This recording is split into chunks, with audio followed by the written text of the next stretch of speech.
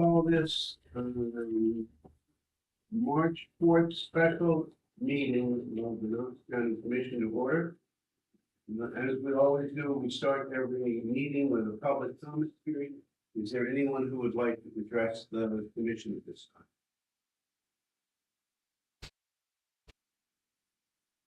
Seeing as there's none, we'll move on to the regular agenda items, which number one is a discussion item on the 2026 Knox County budget draft.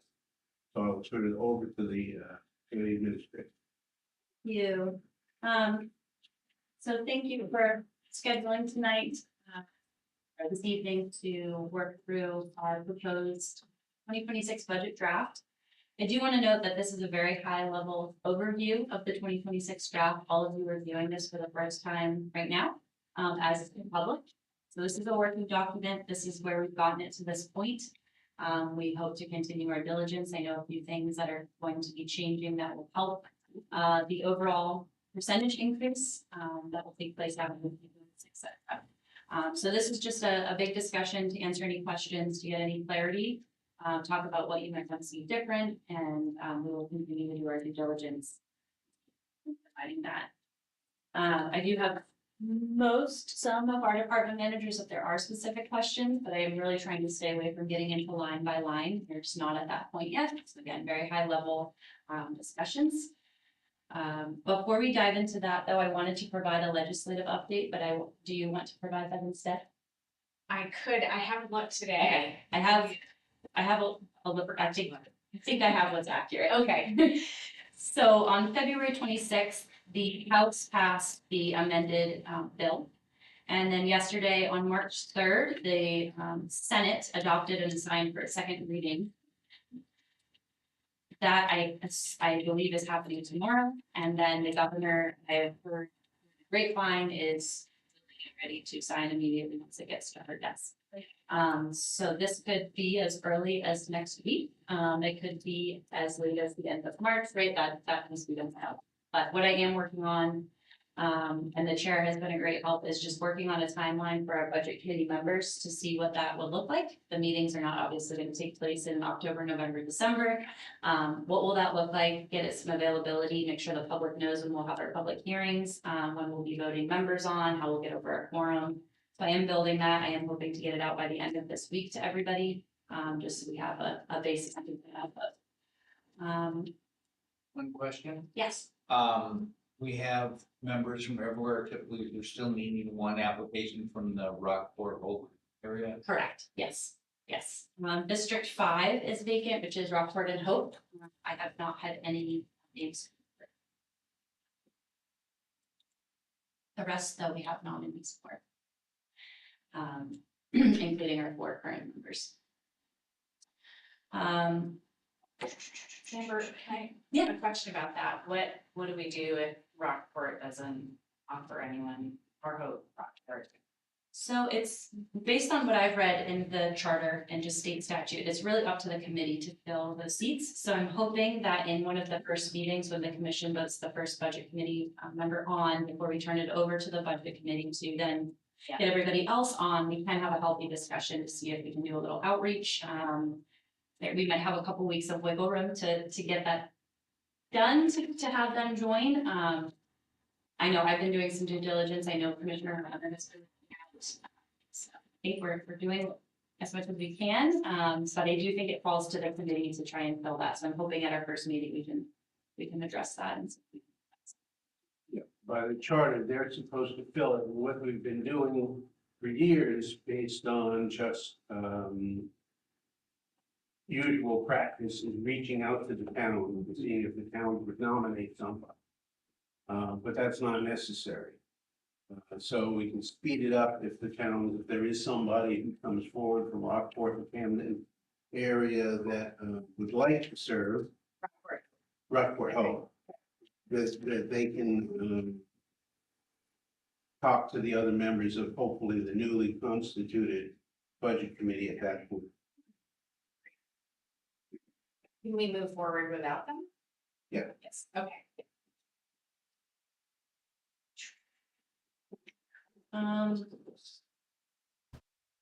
The only other thing I wanted to mention with all of that is we do have our GIS manager here, has been diligently working on a visual budget for the county for the past couple of years. This year, the GIS manager moved, or last year, excuse me, moved into the administrative office, which has been a great tool for us at the county. Helped kind of start to gather some data so we can tell our story at the county a bit better, start getting annual reports out. But this year's visual budget will include a little bit more education about our departments. It'll include some facts, as much as we can get at this point to why some decisions were made or why numbers are changing, either increasing or decreasing, and be a bit more user friendly. So we're hoping that's a positive change. That'll be on the website soon, in draft form until it's finalized. So appreciate the diligence of that. On that note, though, I want to thank all of the department managers. They were asked to provide a 2026 budget last year, end of the year. They were then asked to throw that away and go back to 2025 with no certainty if we would ever get a budget. And then asked to redo a 2026 budget with a bit more guidance and restrictions. So I just want to acknowledge this has not been an easy process for them. They've done a ton of work to look at this. And I just really appreciate them and my finance director and all of her support to get us to this point. So.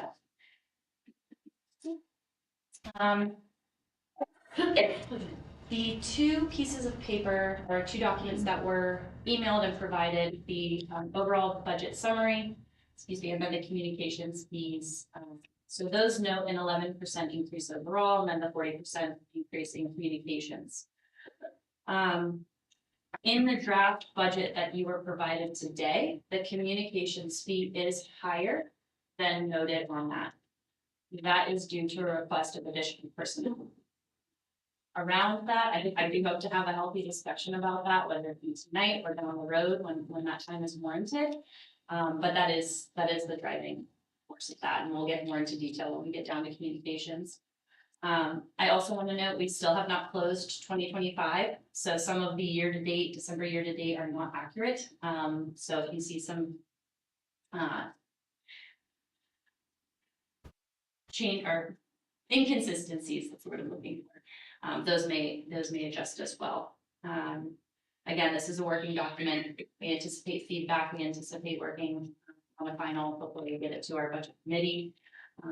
But overall, the biggest drivers of the budget increases are computer supplies and equipment. And of course, the natural personnel costs of health insurance, workers' compensation, all that increases each year. ARPA has covered our computer supplies and equipment for the past few years, so you will see some numbers in here that we haven't seen in a while. That is the major driving force of this year's increase. Communications is its own separate. We can get to that when we get to that budget, but I just wanted to note that at a high level. And I will let you determine. I don't know if you want to go department by department. Again, I don't necessarily want to dissect today, or if you just want to ask general questions about specific departments, or however you want to get information from me.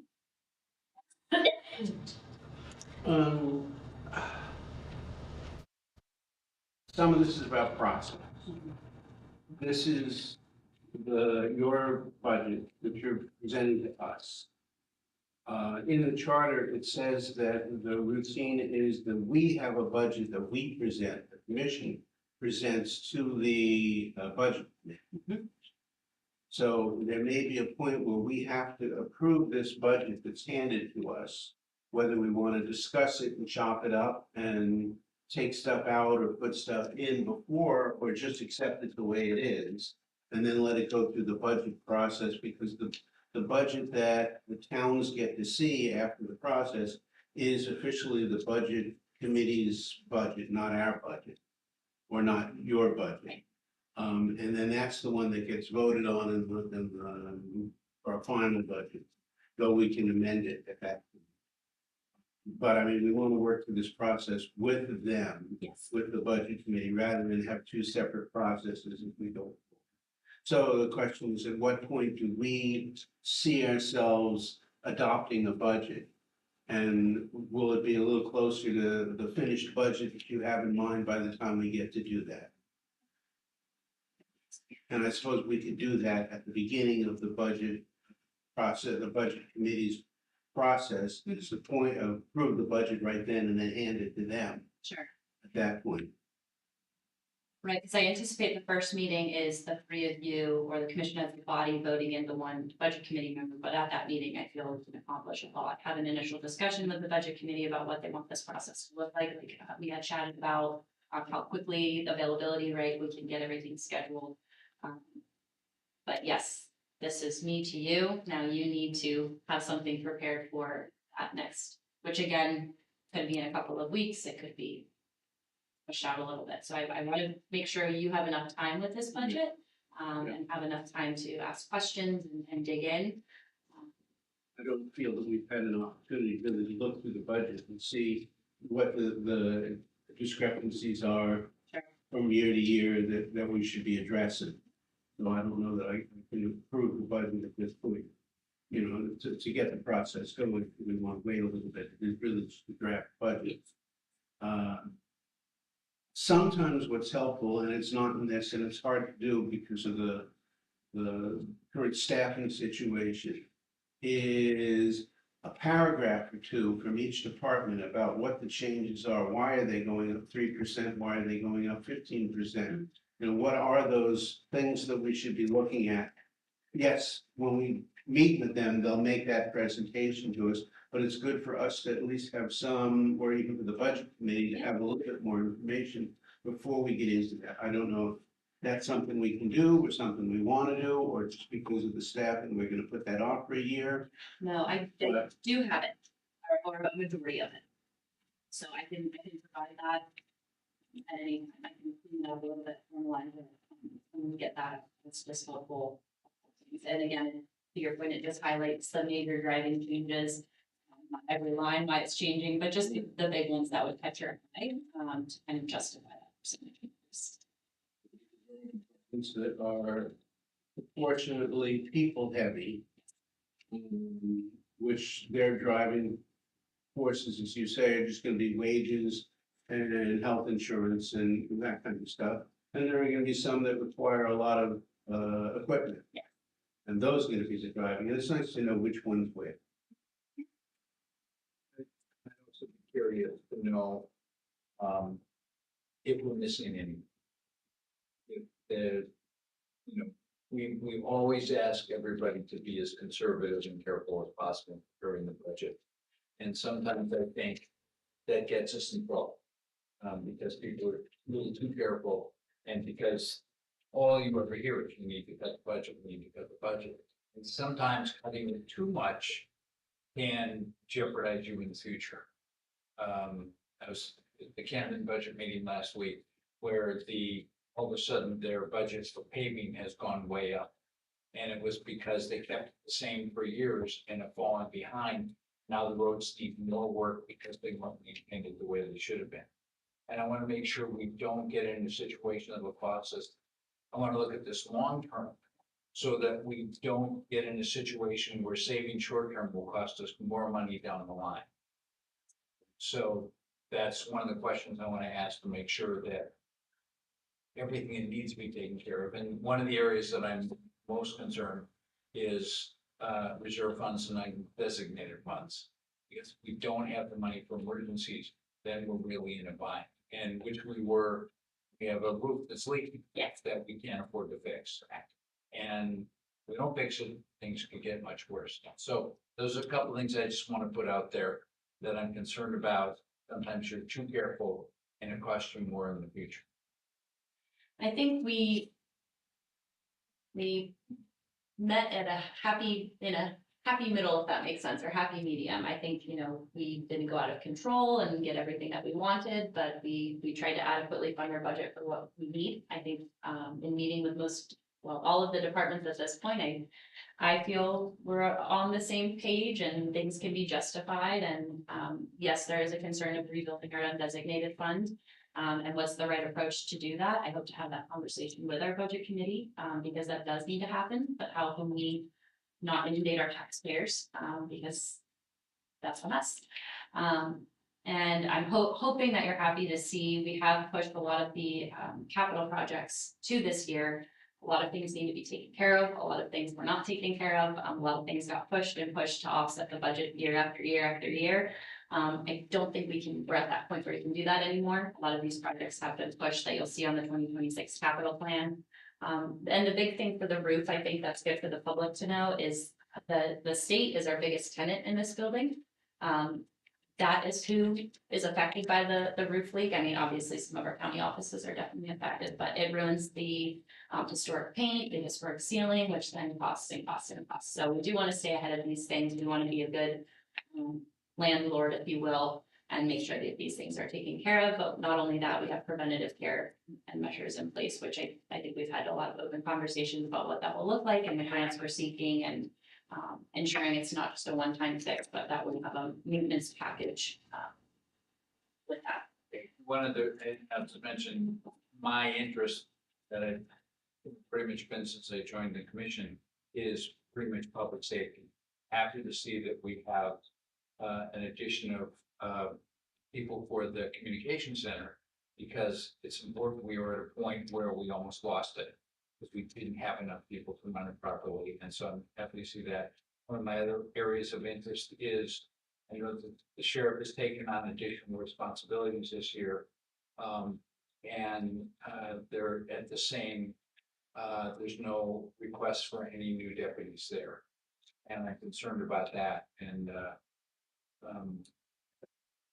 Chief Deputy, if you want to address that at all, that's a concern for me. Well, before we jump into that, I feel like what's gonna be the process for this meeting? Because we've, you know, booked a couple of hours for Yep, this, yep. so do we want to go department by department and just have a check-in? I mean, that's sort of a precursor to your paragraphs that you're looking for, but we could hear, you know, everybody's here. It's just maybe an opportunity to hear directly from folks since we have the time, but I'll leave that to the chair. I'll leave that to the rest of the commission with whatever you decide you want.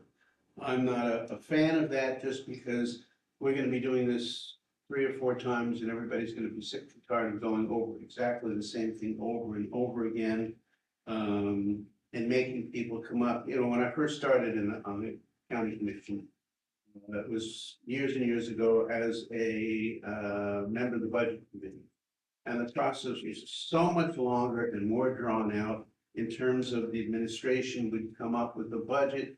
And then we would go through a series of hearings with every single department so that the commission could put together their budget. And then after that was done, we would do exactly the same thing over again with the budget committee and go over the budget. And by the time you've rehashed this budget, there aren't any changes. It just takes up a lot more time. Let me say then, I've addressed my concerns, so they're out there, so maybe, you know, when at the appropriate time, I'm just stating my, you know, if you think it's appropriate for them to come up and run through this, it's, you know, it could be a rehearsal for what they're gonna write. And so that's perfectly fine. I'm just saying that my statement is the budget isn't really that different, it hasn't changed that much. But it certainly, we have all the time that we have, we don't wanna waste everybody else's. So if you've got, and I think that was the point, if there are particular questions, the problem is I don't have any questions, I really haven't had a chance to look at the budget. I can point out, just, we don't have to go page by Yeah. page, but I mean, for example, administration, there's really nothing in there. We touched on it. It's personnel and computer supplies and equipment. So we don't need to go through that, but building maintenance, there are some major projects in there that might be good for you to note. So as we talk about that, and when we get to that budget, you can come up with questions. So I can just kind of high level through the departments. I'll pause if any of the managers want to come up and add anything and kind of go through it briefly that way. Just so you have a better handle as you're going through and can kind of piece things together. Okay. So administration's done, pretty straightforward. The initial 2026 proposed budget to now is a lot less for administration, so we're happy with that. There's been some hours changes. We obviously haven't filled the administrative assistant, so that's a huge cost savings, and a few other changes like that. Building maintenance, there are a lot of required repairs. That is where a lot of our capital projects lie as well. One of the big ones is our access control system. It's how people access our secure buildings. It's how they get into the dispatch center. It's how they access the airport, which needs to be a very secure facility. I won't say extremely outdated, but it definitely needs a revamp. We have a lot of issues with it. I think at the airport especially. This is a project we've been talking about, and we really hope to work on it. You'll see it in both building maintenance courthouse and building maintenance public safety, because we do need two systems. The other one is the roof project, which I feel like we've talked about. I am seeking grant funding, but we did put the amount in there just in case, because it has to be taken care of one way or the other. So I am still seeking that out. I hope to meet that deadline that you sent me. Okay. And I did find another one, so I'm seeking that, but again, just kind of a safeguard to have the roof cost that Carolyn provided us in that. There's also a need for a server for IT. We did a major, oh boy, I'm gonna butcher this. Oh man, transition of user data, I will say, and just with everything else going on. Is it the Motorola thing mentioned in here? That's separate. This is just, yeah, server for storage, and then our HVAC system, which I think has been on this capital plan for years and pushed off and pushed off and pushed off. So we definitely want to make sure we're planning for those things accordingly. So those fall on building maintenance, as they do affect the building and a specific department. So those are the major things within building maintenance, both the courthouse and the public safety building, because there's 2 pages there. I don't know if anything you want to add? Okay. Thanks. Deeds, I know we have Maddie in the audience, same thing, personnel, computer, we talked about that. Revenue for deeds and a couple of our other departments, very difficult to predict. Can't predict when people are going to sell, all different things. So I think they do a wonderful job doing the best they can, looking at past years and upcoming trends. I know our deeds department, which we've talked about, we're looking at a bill where the state's going to take even more of our revenue, so I know that a lot of you are looking at that. But those are the things drivers there, and again, Madeline, if you want to add anything? It looks like probably that bill will pass. The transfer. It's somewhat concerned. Will impact, of course, our share of the transfer.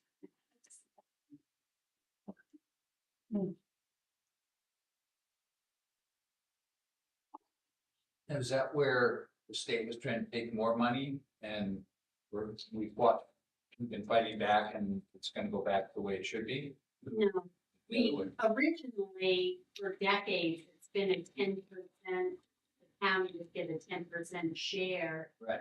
of whatever we collected for the month. Last September, they dropped it down to 9.2. And I think this new one drops it down another percentage, so So we're losing money because of what they're doing. statewide, I think they figured it to be over $1 million, the counties will. Which means a bigger burden on our taxpayers. Yeah, I think the way I've been characterizing it is they're kind of robbing Peter to pay Paul, because they're paying for a really necessary service, but again, it's on the backs of taxpayers, so it's just sort of a way to make it look like they're not taxing anymore, but ultimately the counties end up having to tax more, so it's an unfortunate choice. They're taking the money from the real estate transfer tax that will pay for a statewide program for homeless shelter. Right. Very Which is- wordy yeah. comments, for sure. And I think their argument is that because property values have gone up so much, we're taking in more money than we used to be taking because the percentage is the same, but the problem is our costs are going up the same and our needs are going up the same as everybody else's. And so they're taking that money just because it's a convenient place you're taking. Rather Who than. cares whether the counties have to raise taxes in the department? Yeah, so we've been trying to fight that on the county level. I think on the municipal level, everybody's been working to try to find another funding source, but they don't care. That's what I was hoping that. So it makes our deeds look worse than it really is. Because as always, they're doing a phenomenal job and make money. It's just that they're making less money than they would have.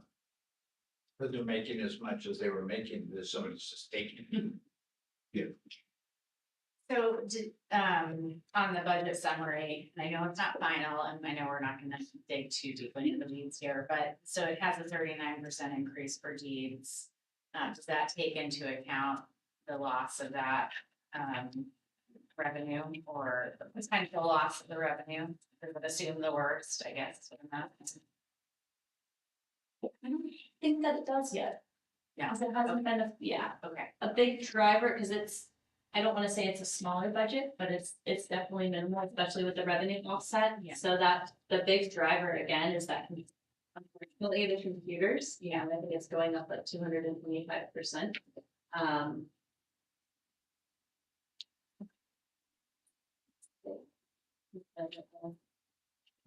The district attorney's office is the next one. I don't want to speak too much to it. I think most of us know the district attorney's office is unique in that the county employs the staff and they work for a state employee. It always presents challenges. The county staff work with the state district attorney to develop the budget. But our district attorney is responsible for 4 counties. So it's requires a lot of moving pieces. Same driving costs there. A lot of the training requirements, dues and memberships are driven by the state. I think we've talked about that in some previous budget meetings. Witness fees is something that you'll notice. So this is something that we are supposed to get reimbursed for from the state. I can't speak to the logistics too much. I don't think I have anybody in the audience here. We received no reimbursement in 2025, so we want to plan accordingly in case we don't receive any reimbursement for 2026. We don't want to be in the red in the district attorney's office. The other major change in the district attorney's office is we are no longer pursuing the victim witness advocate grant.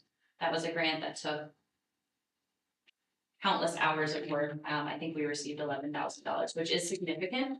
A lot of the other counties stopped doing it. It just requires constant work, and it just wasn't worth our office's time, unfortunately, any longer. So that is a revenue that we've lost this year that you'll see. the state reimbursement, why are they not reimbursing? It's okay, they're not here, we can ask later. It's a particular fund and it depends on how much money is in that fund as to whether they reimburse us or The not. state fund, The fund is housed in Waldo County. I'm not exactly sure how that gets funded, so I'm not sure, I'm hesitant to say state. And up until this year, we did get reimbursed. But the account also pays for other things. So if it gets depleted, we don't get reimbursed. but that's in state statute that we're supposed to get reimbursed. I don't know if there's a statute. There's not a statute. I don't know that. Okay, I will find out. Okay. Because that is a cost that you'll see in Yeah, that I budget. mean, every little bit counts. Yes, And yes. if that is a statute, that should be getting reimbursed. Yes.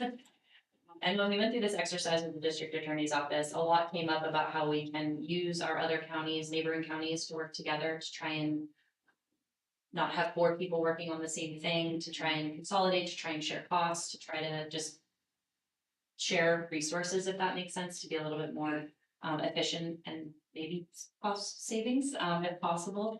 So I think that's a discussion we're going to continue to have, look at opportunities in that realm. Next is EMA. Aside from, again, personnel computers, and that's the last time I'll say it, because I think we're good now. A lot of required equipment repairs. EMA provides a lot of emergency equipment for structure fires, for disasters, for you name it. So of course, the toilet needs a ton of maintenance, generators need maintenance, et cetera, et cetera. Another driving factor in here is the rave notification system. This was previously funded by a different account. It's now coming into the budget, just out of necessity. It will be a great tool for the citizens of Knox County to inform them of what's going on, especially in emergency situations. And on March 17th, we will be voting on the grants. The EMA budget that you have in your packet today does not include the grants. So depending on how that vote goes, that would be a big change in the EMA budget in a good way for taxpayers. So once that happens, that budget may or may not be updated, but just want to note that when you get to the revenue portion of EMA, you will not see those grants included because we have not accepted them.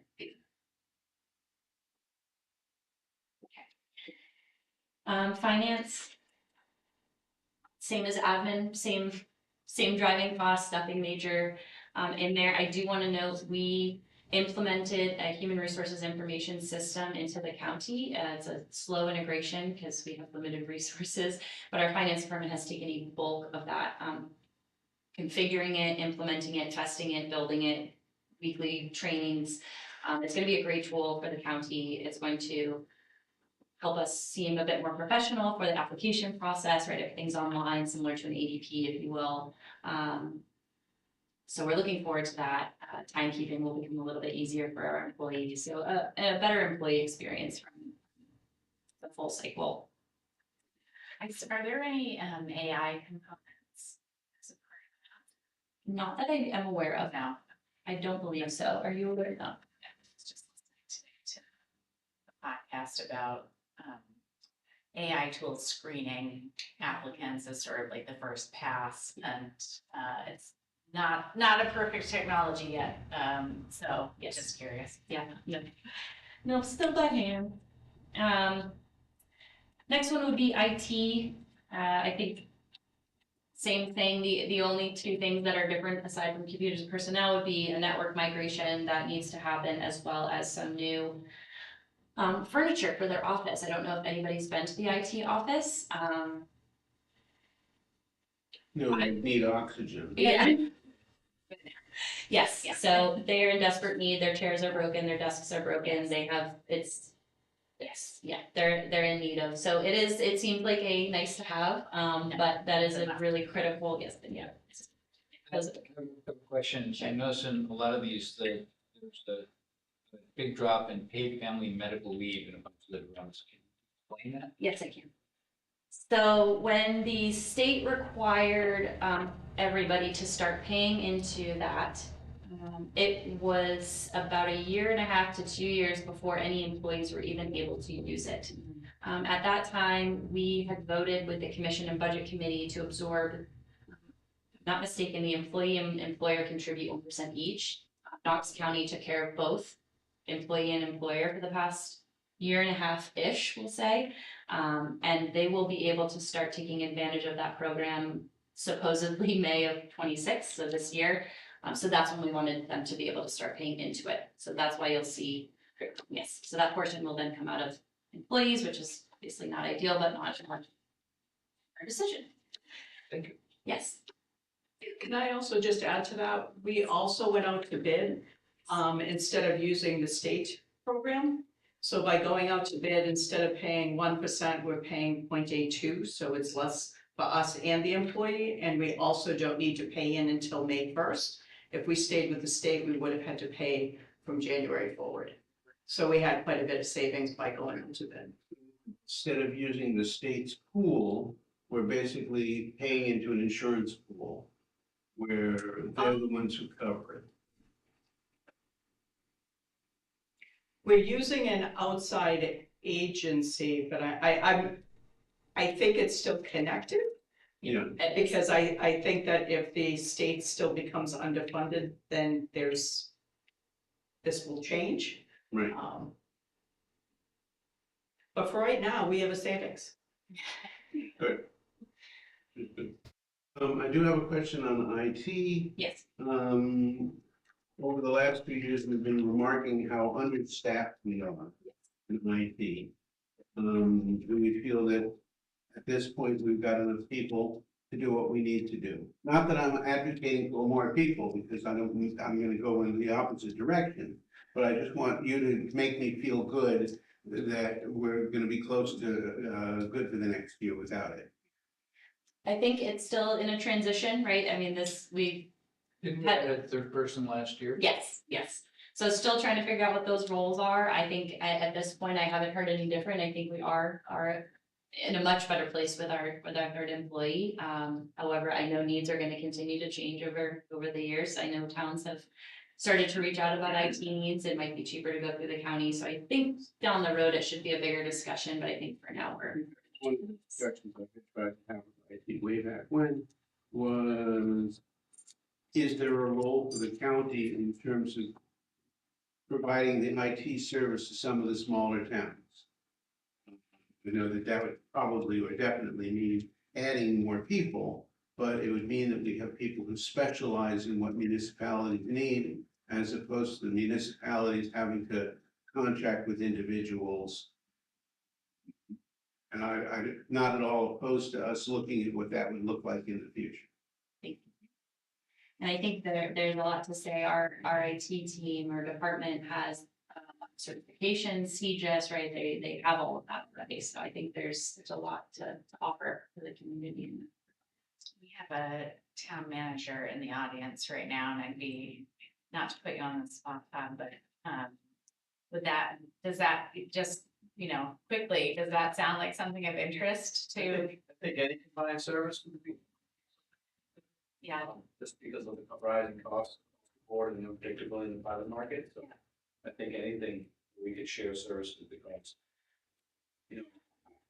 from a selfish standpoint, I think that if the town were to get involved, I think they'd want to make sure there was enough staff and that. Yeah. Everybody wants to be the priority. When you call your private contractor, they're on the phone in 30 seconds, they show up. And so that's important because we can't be understaffed. yeah, yeah. And you do have a quick response time with your current. Absolutely. Yeah, I think this vision of an IT driving around, IT guy driving around with every sheriff's deputy around the county, so they're ready to respond immediately. 90% of it's over the phone. They log on your computer, your phone, your tablet, and fix it back. But everything digital. right, So.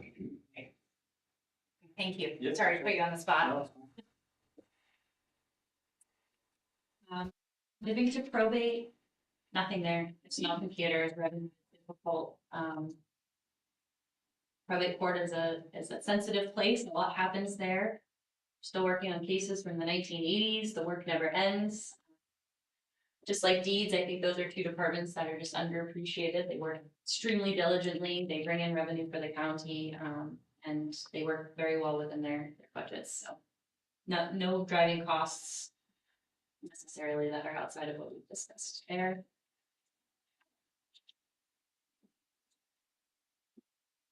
And then we'll jump to the sheriff. Do you want me to open or do you want to just go? All right, I'll open. So the major changes, and I'll give a high level and then I'll let you kind of need to. There were some operational changes based on needs of the community, based on feedback from the community. We also engaged with an IA investigator, internal affairs investigator. Previously, we were able to work with neighboring counties to help with our investigations and use each other's resources. If you did need that outside party, that's less and less and less, and we need timely things done. So we have engaged with them. I don't think the cost is outrageous to make sure that things are handled the right way in there. There are some required trainings this year, polygraph specifically. That is a need that we have in this county, so we have to go through that training. There is a cost associated with that, meals, food, travel. Dues and membership. I believe the sheriff has contacted the commission regarding the boat use and everything happening around that, so that could be something you may see as well. Auto supplies, equipment, they have to have the right vests, right, all of that. And then vehicle replacements. And I will just say on this one, I believe last year, similar to when we get into communications, it was voted to limit the amount of vehicles we were going to replace, which puts us in a bit of a pickle this year, because now we need to almost double that. Turn it over to you or the department here, if there's anything specific. Oh, Mark, you had a question about personnel, additional positions. We're not opposed to necessarily adding additional positions. We have been saying for the past 3 years that we need more personnel. It shouldn't be a surprise to anybody. And the need is definitely there. We tried to forego that. Definitely open to discussing this with the budget committee. We're hearing from all the towns. We've met with the towns at the select board level, and we receive emails and phone calls from people weekly saying they're requesting patrol. No one is reporting to the sheriff's office that they're seeing too much sheriff. One of my concerns is, often you have to do forced overtime. And that can burn people out.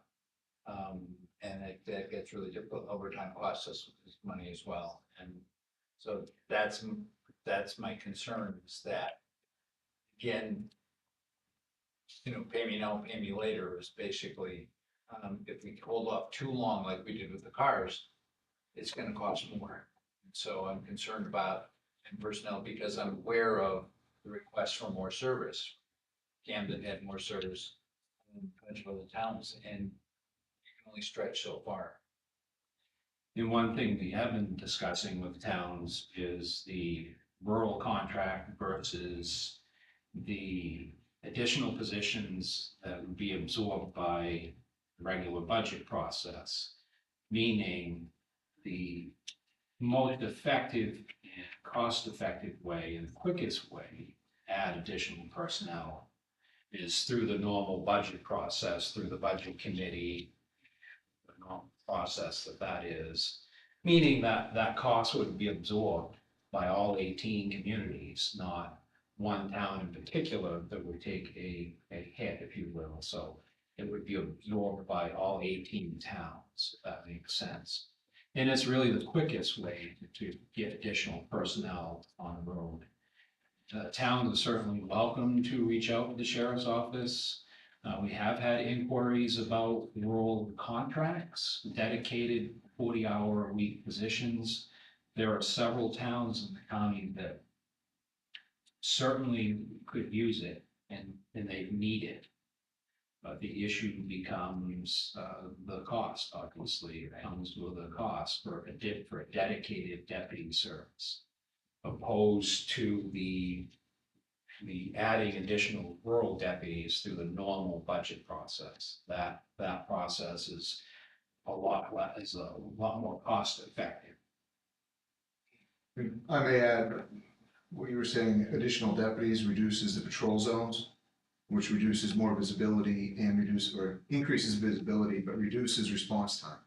Also allows for extreme flexibility for us to aid other agencies or allow our agencies, like our canine handler, to respond to a track in Waldo County, or our drug recognition expert to respond and not have to just deplete and patrol. So Yeah, and I have long experience working in the sheriff department. And I'm aware of, if you don't have enough staffing, it drastically can affect the ability to do the job you'd like to do. You take care of what you need to do, but things could be better.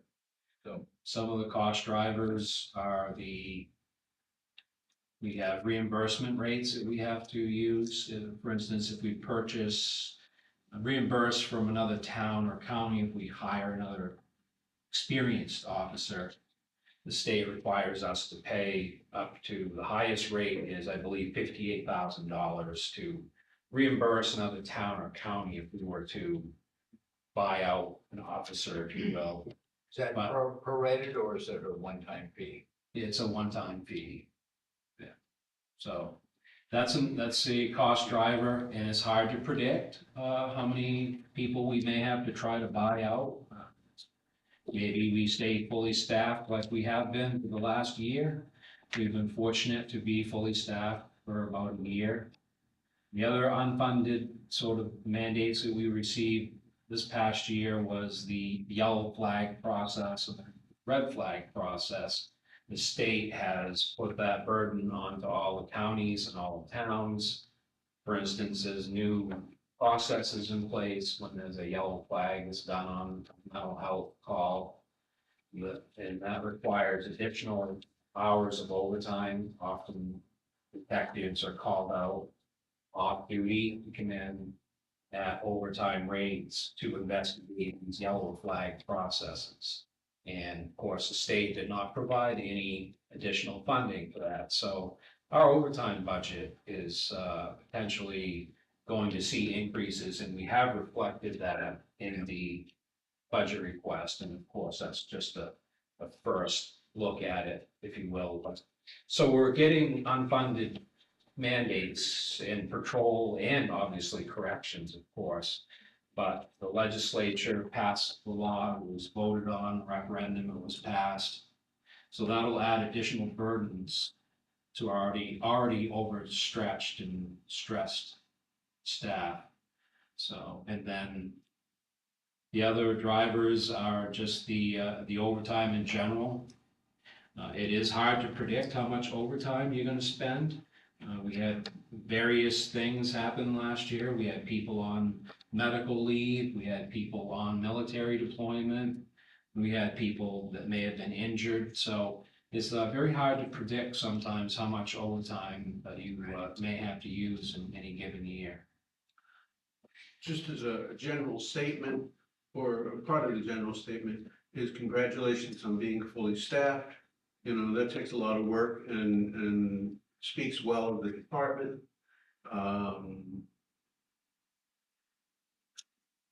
That does, though, filter through as to how many people we really need. I don't think there's anybody who will argue that we don't need more deputies on the road. I think we all know we need it. The question is, at what point can we afford it and can't we afford it? And that's something that we will bring to the budget committee. I don't know that we can afford to do it in this year where communications is going up 40%. So I'd love to see us come up with a plan for a future year where we do that, because we know that the upfront costs of putting a new officer on the road are close to what, $250,000 by the time you buy them a car and you buy out the services and all the equipment. And keeping one on the road on an annual basis is what, 150,000 or 125,000. So there's a big difference between that first year when you first put somebody on and what it's gonna take once you've got them. And then there's the offsetting stuff of overtime. But I think we've all been in this business long enough to know that as much as we'd love to find a way to cut overtime, there's things that happen and it always comes up. No matter how many officers you have, you're still gonna have overtime. It's not like that line goes away. Correct, and I think that's one of the reasons why fiscally did not ask for that this year. Because of most other things. Yeah, I think, and I'm a strong supporter. Great idea. I want to see us put more people on the road, and I like the idea of doing it countywide as opposed to contract for individual towns, because every town needs it. And we did have a plan, phased-in plan for Yeah. potentially, to your point, how many and how many do we request all at once, or do you do a phased in one a year, and there's a very Right. ways of doing it, but and we may hear from some of the towns this year.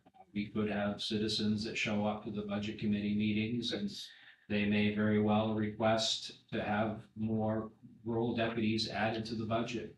And that way, it would, again, be absorbed by all 18 communities, not one town to take any.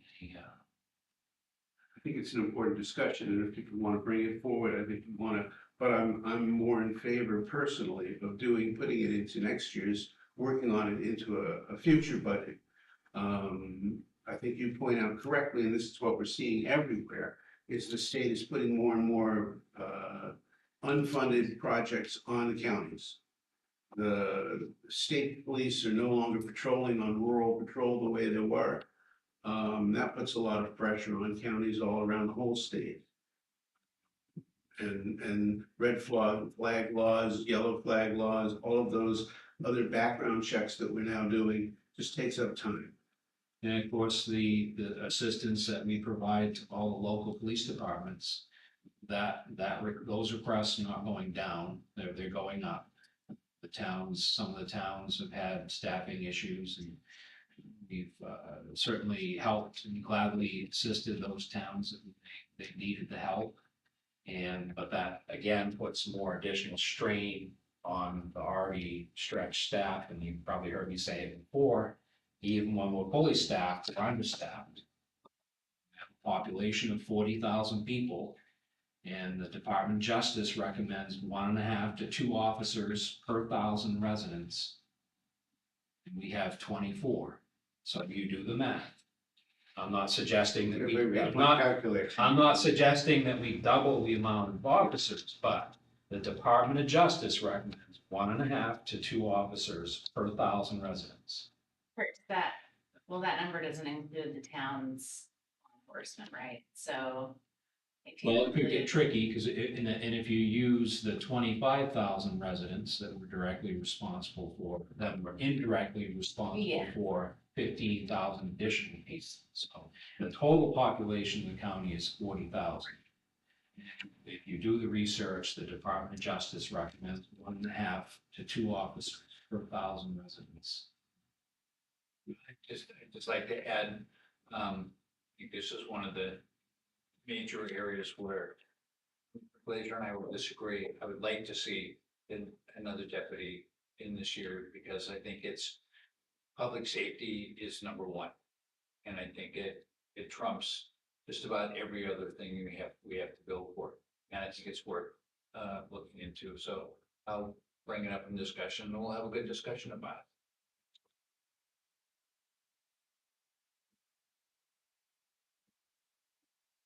Any other questions for them? Thank you both.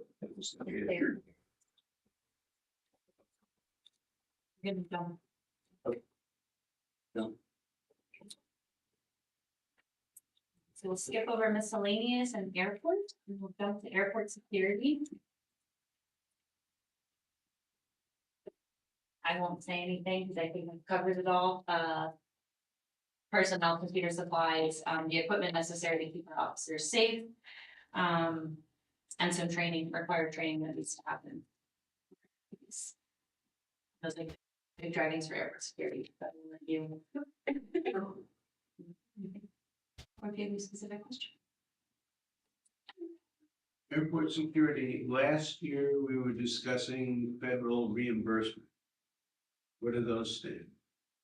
I believe that it is unlikely that they will go back to reimbursing the TSA reimbursement rate.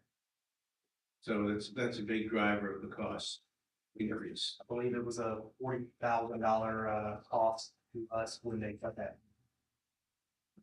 So we cannot just blame the state for not reimbursing us, we can now move on to the federal government. Those reimbursing us for the services we provide because they tell us we have to provide them to. That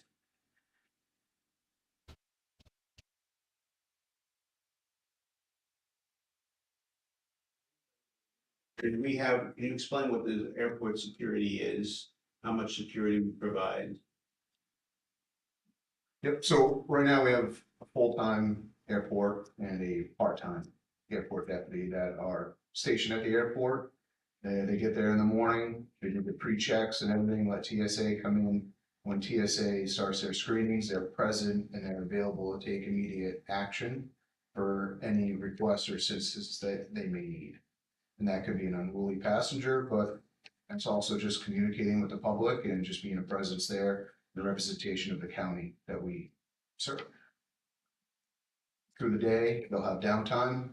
They'll usually go out, drive around. They assist our patrol division with coming to the courthouse, getting arrest warrants or paperwork. That way we're not pulling people from St. George or Friendship. And then they go back to their post. Jacob's been very great with that. Another thing we just collaborated with the airport is deputies now going to assist significantly more in the parking enforcement. So we're working on ways that we can increase things, and that's part of the training cost increase a little bit of what other avenues can we do to aid the airport and the local community. And I have requested that they go ahead and do some research on some training so I can have that provided for you, some accurate numbers. So that's throughout the whole entire day, and then they secure the building and lock it down.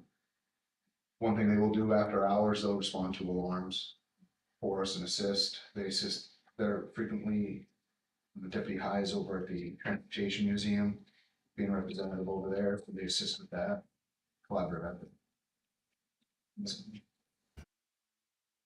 It really is, or partly is, that this is required by the federal government for our flights. So yes, it is required, it is a TSA requirement that they are there during screening, but even if it was not a requirement, just as a best practice, I mean, it's good to have law enforcement presence there throughout the day because of, you know, it is an airport, it is a target for, you know, near. But it's separate from TSA. You know, it's our part is it, and TSA is a separate part of it. Yes, TSA handles strictly the screening of items and baggage, and that's it. Law enforcement is actually enforcing the laws. They also do runway checks, which I got to ride along with, and that was really cool. Just as a total aside, and if you haven't done it. Maybe you can ride in the back. Well, and on top of that, the infrastructure that's there, they do property checks on the other hangars and everything, just for the minimum volume of infrastructure and money there. It's pretty turn. It's benefit to those owners of the hangars. Yep. So if they want to donate to the county. Good question. Thank you. Oh, just a quick question, it's about $125,000 in designated funds. Is that going to offset a capital purchase, or is that a capital operation? Operations. So that'll be a hit next year, we'll see that we stay status quo. We won't have that next year. Potentially, but we hope that the airport continues to be more efficient and increase revenue. Thank you.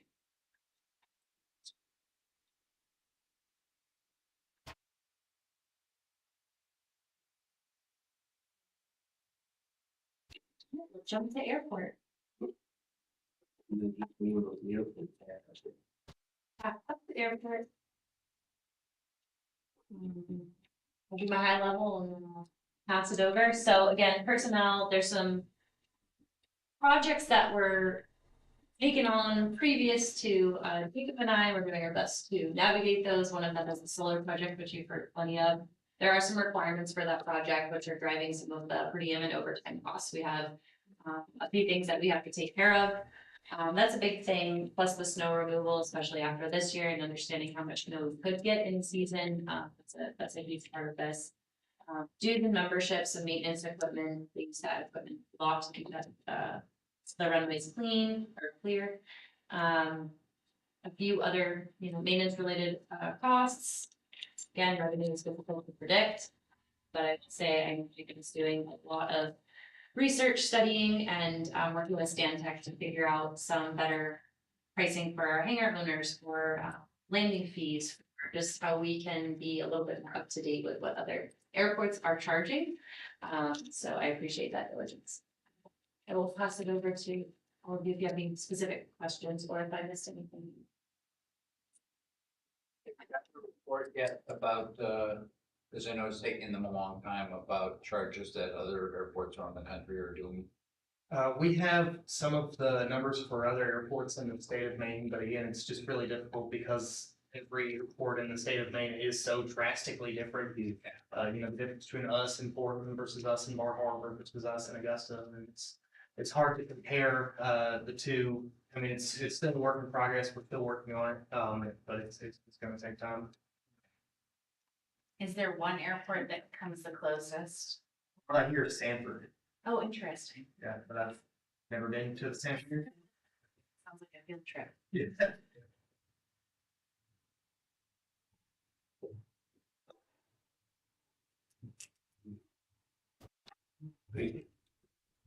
Just figure out ways to make more money.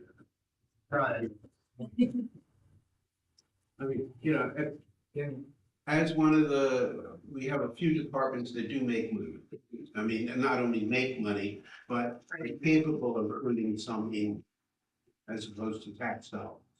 And the more we can, everybody's gonna say, the more we can maximize that, there's fewer and fewer strains on tax dollars, the happier everybody is. Yes, sir. I'm going over every contract that we have. It just takes time. Absolutely, know you would. Maybe we do a property tax on the cost of the airplanes. There's a new way to charge. Well, there is an excise tax, and I'm doing did a hangar assessment and analysis to see who owns what aircraft and trying to figure out what's actually based here so that we can collect more in excise tax. So I'm working on that as well.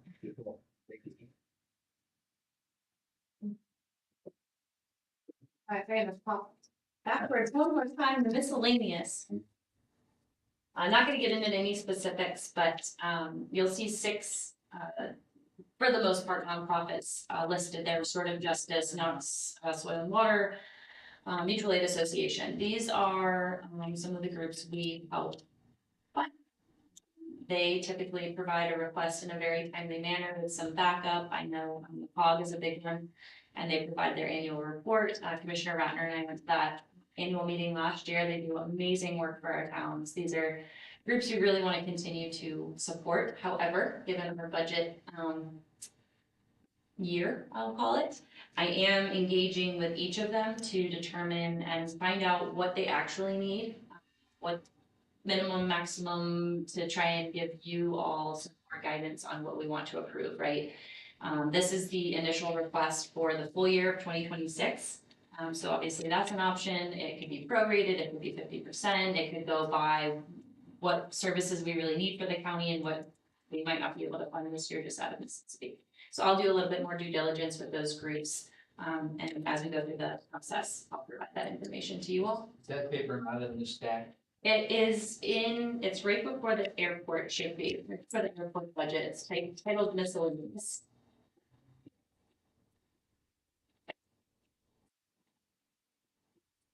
I'll give you mine so you can see what I'm talking about.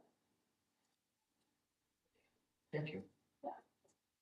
One thing I do want to note though is the Mutual Aid Association this year, they had their request for what they were seeking as far as funding from the county, but they also had an additional request for a fire commissioner to help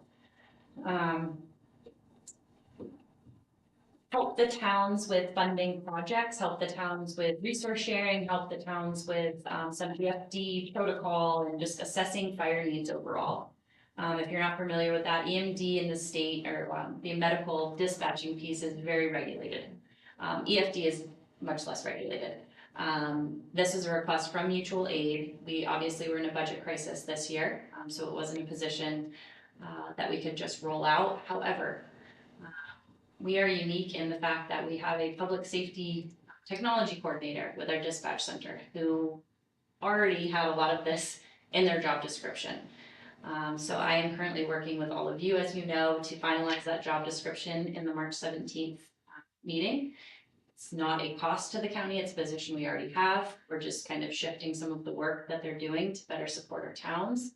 This is not for the county to take over fire departments. This is not to take over the chief's jobs. This is just to help. They will work very closely with our EMA department to help with grant funding to make sure that we can get them the materials and equipment that they need, especially around training. A lot of training gaps and needs for our fire departments across the county. So we're looking forward to that. Doesn't affect the budget again, and we'll have a more formal discussion about that in the 17th commission meeting, but I just want to bring that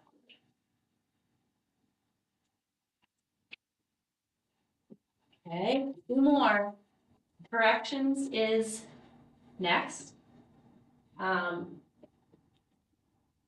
Obviously a really sensitive and challenging year for corrections in 2025. A lot of difficult decisions were made.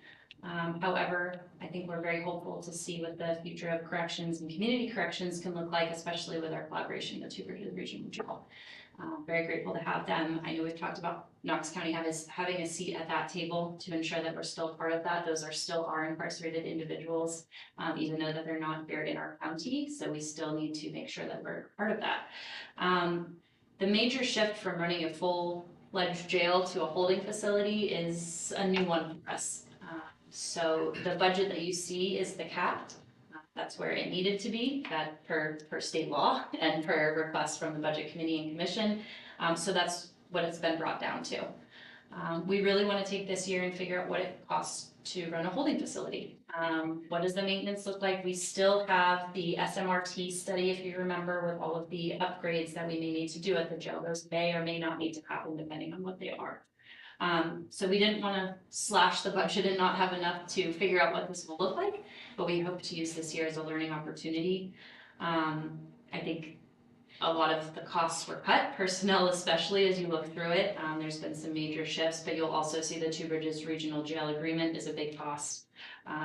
So again, I think we've done as much diligence as we can to get it down to the cap. While not going too far down because we really don't know what this. I also want to note that transport is increased significantly, as you can imagine, because we're driving people down to Two Bridges Regional Jail. And not only that, but we are responsible for the juveniles. So a lot of them go to Long Creek and other facilities on a regular basis. So a lot more driving than we're used to. So again, we just need to see how that all is out. But I do have the captain here. Do you have any specific questions or if he feels like I forgot anything? Did very well. I'm just curious, again, you just answered the question, how's it going? How's the whole process?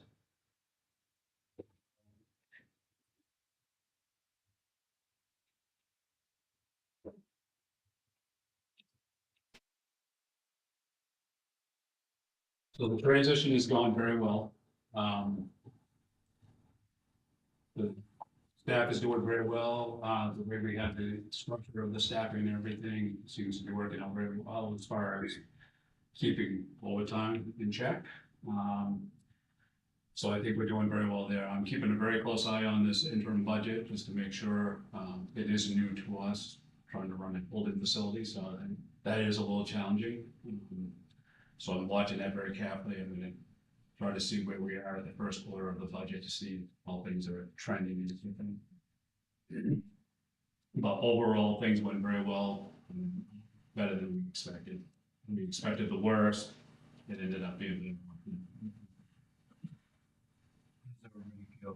Bridges. The feedback from them is well received. The people that transition over there still staying in contact. Matter of fact, I still go over there quite a bit, keeping the connection with them. Met with some of the staff over there. They seem to be selling right in over there. Understanding maybe depending on what the future mission is going to be for us and everything, we may all be employees for them. So we'll be over one team again.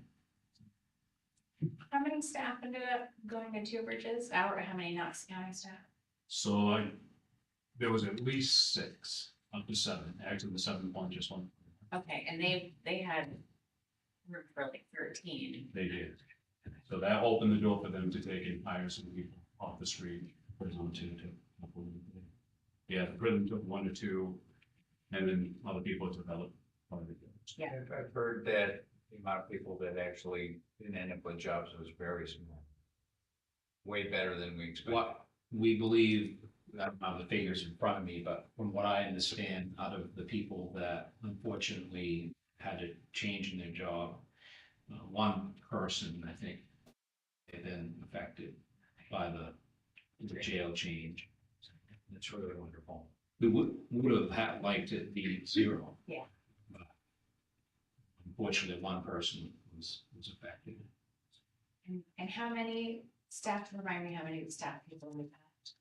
So we're at 19. So we had 41 full-time employees. Okay. And I'll just add that the jails across the state struggling as far as also the counties, as everybody knows. Some counties are in the hole by $10 million. Some counties can't buy police cruisers, some counties can't run the jail because they don't have enough staff.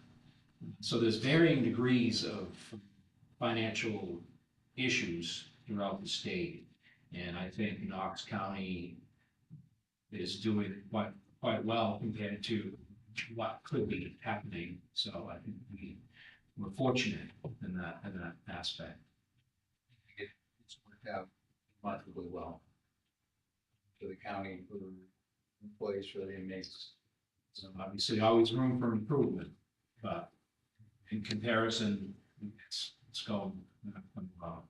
It's another one of those times when we're seeing a great change or need for great change amongst the corrections and how they're done in the county versus how they're done in the state, and state funding. And ideal is for the state to chip in more money so that the counties aren't in debt just to run the jails. And we've got outdated full-time, just in time. Looks like from the budget that we've been given,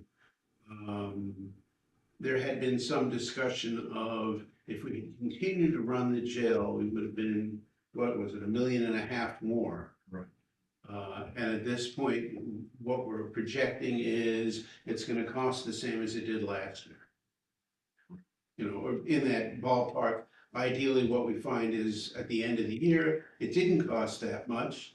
And we have money left over that goes back into the reserve for the jail in the future.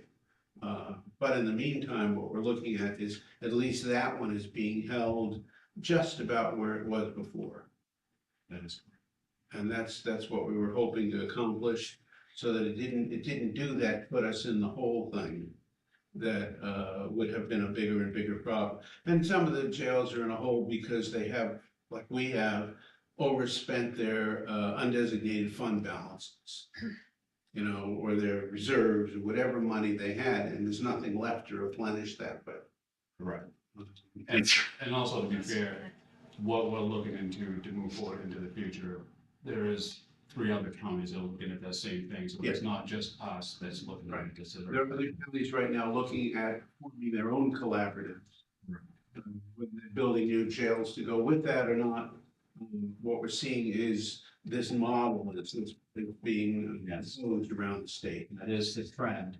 Yeah. The whole state is going to. Step up from having everybody board their prisoners at different jails. This gives them a say in what's going on in the jails too. The time of every county trying to do it on their own, trying to run their own healthcare, trying to run all the employees. It makes a lot of sense to share the burden with other counties. Like, if it comes to the reality that we are all in a tri-county regional jail, it's gonna be more cost effective, and that's the way of the future right now. I hope you did point out to the people at Two Bridges that they're getting a higher quality of inmate because they're taking Knox County Indians than they would have if they just took the ones in Saginaw and Lincoln. And there are talks about like the healthcare, jails across the state. How can we be more cost effective? Maybe several counties group together and go into one single healthcare contract for cost Yeah, and effectiveness. that's the problem because 16 different contracts for healthcare or mental health services we had been talking about finding a way to go out to bid together. But nobody really wanted to bid on those contracts because each jail is different. And therefore they didn't necessarily want to provide the same kind of service in different jails for the same amount of money. So by combining jails, they're sort of forced to provide that service in a bigger pile.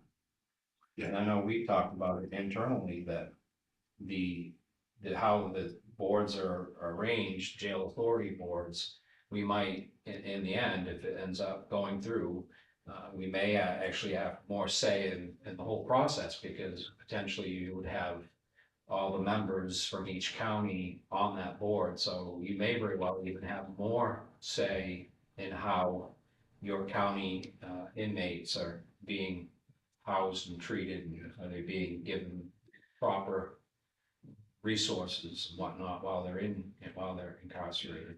to me, that's one of the big selling points, is if we become a member of the Two Bridges Authority, we wind up having civilians on that board as well as Right. members of the commission, as well as the sheriff.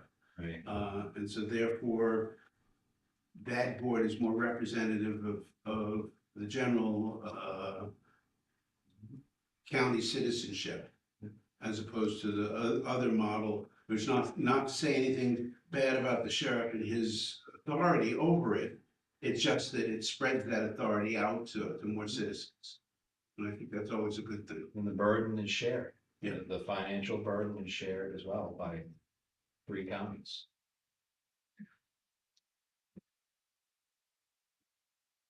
Thank you. Thank you. Okay, last but not least. Communications. Woo-hoo. Hey, Jess, come on down. I will just begin with, hooray, we have Jessica. I know everybody here knows the trying years we've had with communications. I've been through it, Mark has been through it. Sheriff Blazer has definitely been through it, our sheriff has been put through it, and we've had a lot of people step up to help. But until the beginning of this year, really nothing worked. When we started this year, it was a big discussion. Do we spend the money and get this place fixed and get it on the right track, or do we start outsourcing? And the most cost-effective and fiscally responsible decision was to spend a little bit of money and get it back up and running. It's also the much safer option for our community.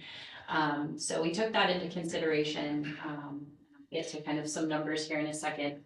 But we're successful. We will be fully staffed as of next week. And that is huge. I don't think we've ever been fully staffed in communications. We have 2 people in training who are chugging along. Everybody else is fully certified. But I'll let her kind of share more of her successes. But the big piece I want to make clear is this is a really big increase, the 40% that you were provided. In the draft budget, it will show a 49% increase. I mentioned earlier that is due to 2 additional individuals. I believe Kathy has prorated them to when that would be hired. It's obviously not for the full year. It's not driven by any one thing though. This is, in 2025, we submitted a 1.4 roughly $1 million budget for communications. It was voted on by the Commission and Budget Committee to offset that by $400,000. Thank you. $1.8 million. It was voted on to be offset by $400,000 to bring it down to $1.4 million. At the time, I think there was a lot of logic because we hadn't been fully staffed. Yes, overtime was a little high, but we really weren't spending a lot of that budget. Get to the end of this year and we now know what it takes to run a full center. So when we look at this increase, I don't want people to think that we're adding $1.5 million of all these things that we want. This is what it cost last year with the addition of some personnel. And then the normal computer supplies and equipment, all those normal things that take to run the department. I also just want to note that the KRCC Executive Board, who is it is a group made up of various chiefs, and they have a huge say and have been hugely involved in the success and at times failure of the communications center. This budget has been presented to them. They have approved it. They are in favor of it. I have before me a few letters from chiefs fully supporting this budget. So I just want to make clear, if you're a town and you have questions or want to understand this, please reach out to your chiefs. I know Jessica's door is probably always open, as is mine. But I just want to have a little understanding regarding that increase and why it's there. And those are the major driving factors. I think Bob Coombs at one point discussed the consoles. Those computers run 24/7. We had to replace those this year. Again, another project that was pushed off.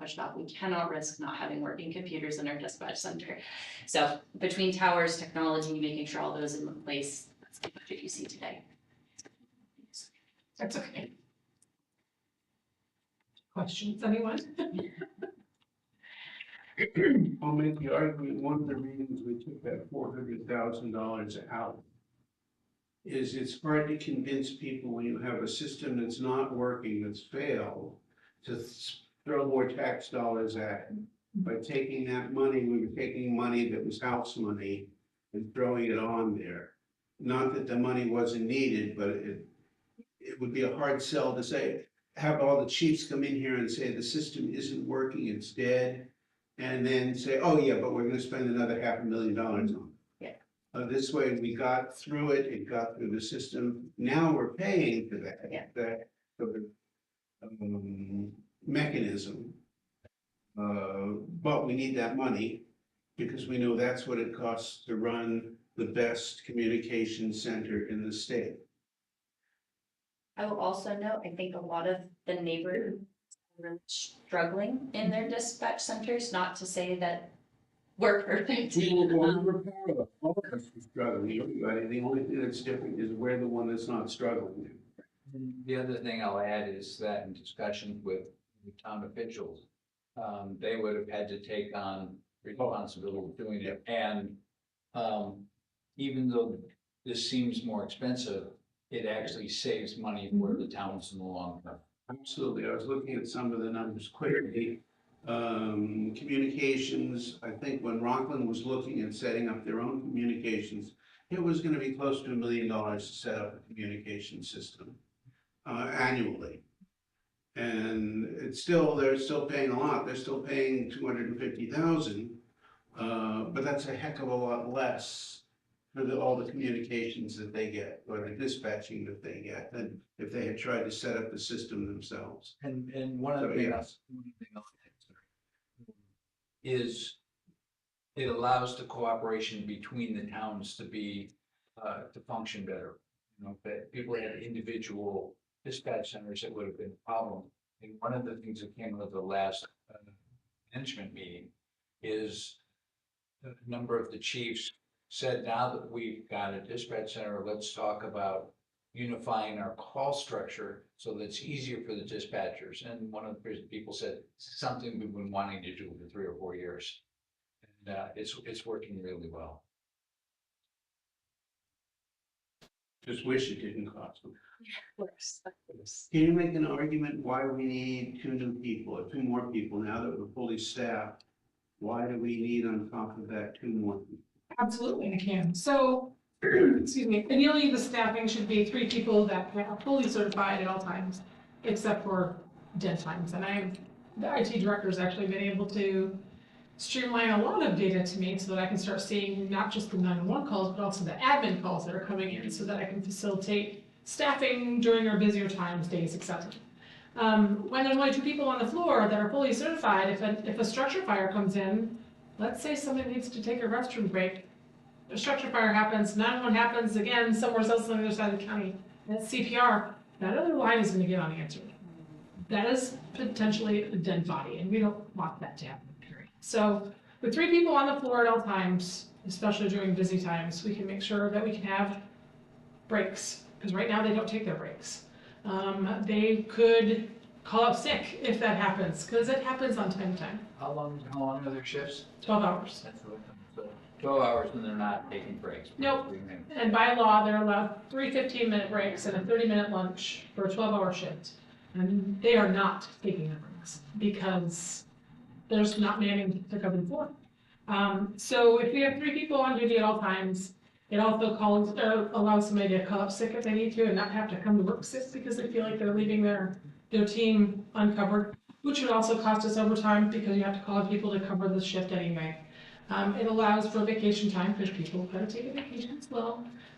It also gives us an opportunity when we have the 2 more positions so that I can cover, I'm calling it a float position because I don't really know what else to call it. And it's gonna staff a 4th person during our peak times and days. Well, they'll have a standard shift. It'll bring down our overtime significantly, and it'll give us an opportunity to have people on the floor to cover all the things that need to be covered, as well as expect things like, I don't know, weather events. We've had a lot of those this winter that we've had to cover. And staff extra for it just because when there's, even if the streets are shut down and the businesses are shut down and the county admin is shut down, we get busier because of everything. And so people have to be here, and that just costs overtime. Foster Festival, all of the things. The toboggan event at the Snow Bowl. I mean, there are lots of things that we have to consider when the towns are doing the fairs, we have to consider those and make sure we've got the staffing on the floor for the extra amount of calls that we're gonna have in. So the 2 extra positions are gonna allow us to do that. In the long term, those 2 extra positions, right now, I have 2 supervisor positions built into the budget. I'd like to promote somebody to supervisor. However, those people need some training. And so those 2 extra positions are gonna help fill dispatch once people promoted into supervisor. Right now, I am doing all of it because I have no supervisor. So I'm doing the payroll, I'm doing all the Q stuff, I'm doing the policies, I'm doing the e-board meetings, the budget, everything, and I'm covering shifts on the floor. And so I am only one person. And as we know, in Amber's situation, you can't work 90 hours a week. It's not good for you. It's just not, it's not possible. So it's what makes sense. It's safer for the county when my people aren't exhausted and drug out and working excessive amounts of overtime. They make less errors, they're trained better, they pay attention to each other better. And when those massive calls come in, they're prepared to help wherever they need to. I think I mentioned this in discussing staff at the sheriff department. Public safety is job number 1. If you need to make a 911 call, nothing else that county, a town, a city will do for you is important as that. And- That's it.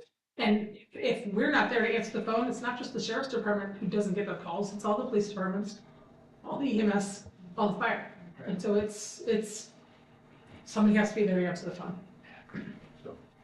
So personally, I'd like to thank you for coming a long way, stepping in and really cementing this is the finest operation in the state. Thank you. Getting there. Well, the nice thing, if you don't know what's been happening, we never used to get anybody applying to Knox County because they didn't want to work here.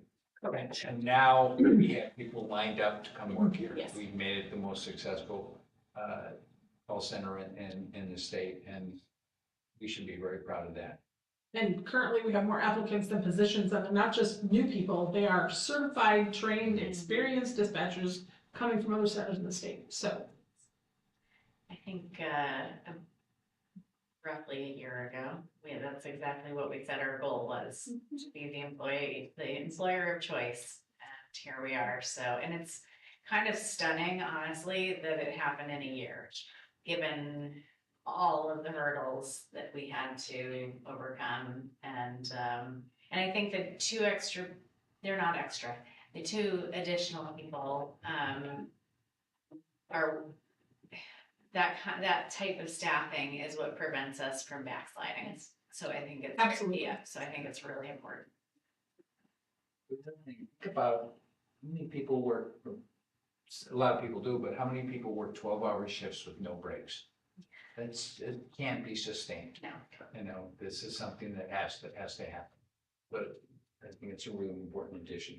Thank you for stepping up and saying, we need this. Because a lot of people, I think sometimes, well, we gotta keep the budget safe, we'll just deal with it, and we can't. So I appreciate stepping up and asking for what's really needed to do the job right. I'll ask a couple of questions. One is, the nature of per diem people. And using those to fill those gaps when you have somebody who's out training, as opposed to doing overtime. How are we doing in those? So the per diem, we whittled it down to, we have 3 per diems currently, that's it. One of them is a fully certified dispatcher, and she comes in and fills in just in some odd spots for 4 to 8 hours a week here and there. The other 2 are actually deputies who are not fully certified, and they're doing the same sort of thing, but they're the ones that also can help. They know how to tone out fire departments, they know how to answer the EMS, not the 911s, but the radios, and they know how to do all those sorts of things. And because they've got that knowledge base, without sounding crude, they're more useful to the team because they have all of that, and they are very much as hardworking as everybody else in there. I floated the idea of figuring out a way to, if we can get those 2 other positions, maybe take one of the full-time positions and make it into 2 part-time positions, and taking the 2 deputies that are price list in there and seeing about getting them certified to also answer the 911 phones. That is something that the state pays for, those classes and those certifications, including those CDEs. However, it would require them to actually attend the classes, which is gonna be, that's where we'd have to figure that out. But they're fully willing to do that kind of thing. If they could be taken off the road for a week to do that, and then we'd have those part-time people just to fill in those slots if and when we have them. And that would take care of. That's your chief deputy there covering. I know. that, but Haven't talked to them about it yet, so this is news to me. But just spitballing, you know, just trying to think about ways. It's easy to say we're just gonna add 2 new people. It takes a lot more work to say, can we find that balance between the number of people we need and how much we really have to raise? Yeah. In terms of, I would rather see us work a little bit, I know you guys work hard, at 90 hours, what the hell, it's 95 this week. Is come up with another plan that doesn't go all out here. Right. And finds people, but without them being full-time employee. You know, so that's where I come down. It's not that I don't wanna see us add more people, it's I don't wanna see us add that much more money. I understand we're adding 40%, but going from 40% to 50% is still a lot more money. Mhm. And that's, and you're gonna hear that over and over again. Yes, we're gonna have the sheriffs come in and, not the sheriffs, the fire chiefs come in and talk about how great it is and how much money we should be throwing at it. But throwing money is never just the solution. Oh, absolutely. There needs to be justification behind it.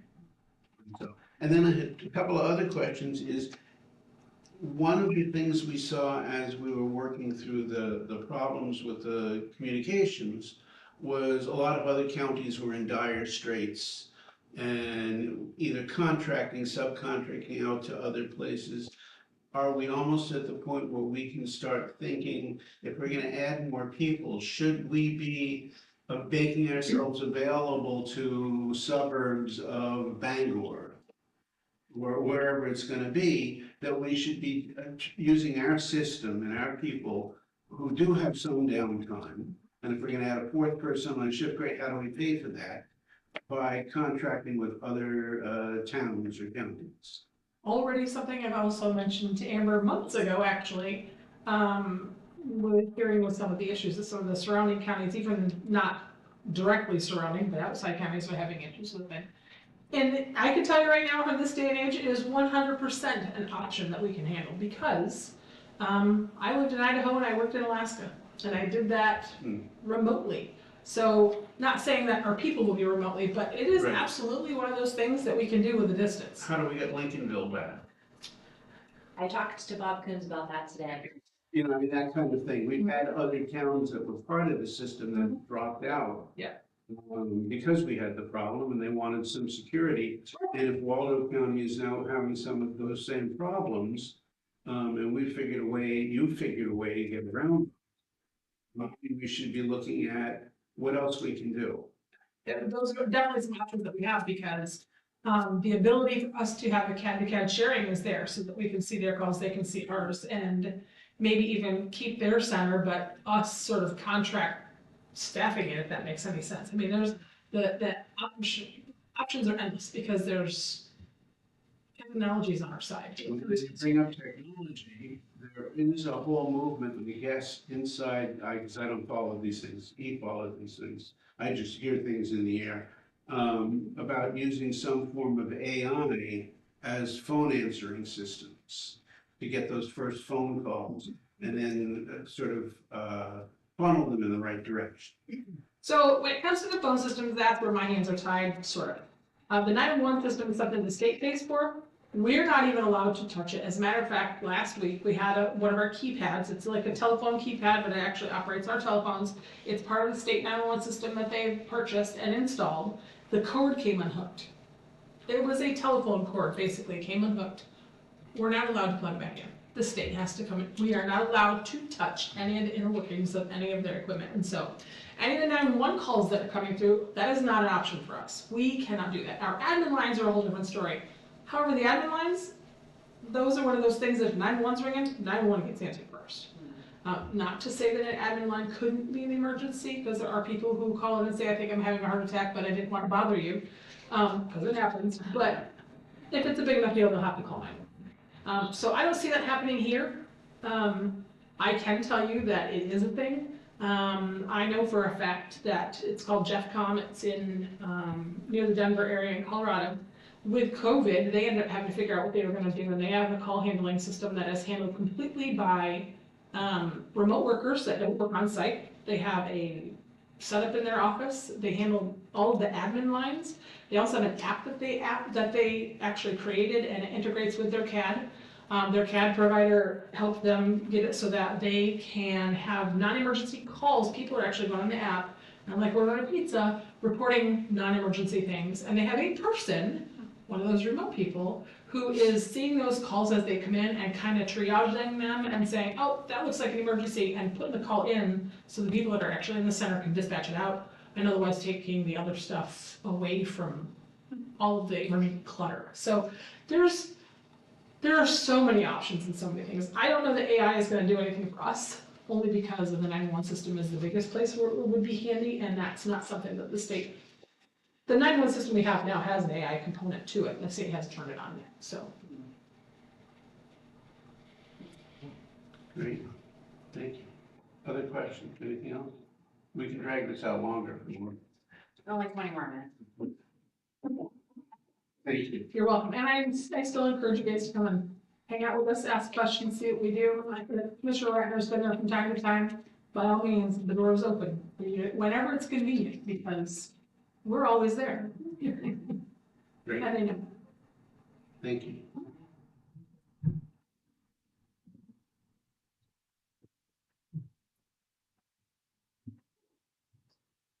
Yeah, what else? That's it. I think that's enough for everybody's meeting today. I did want to just ask,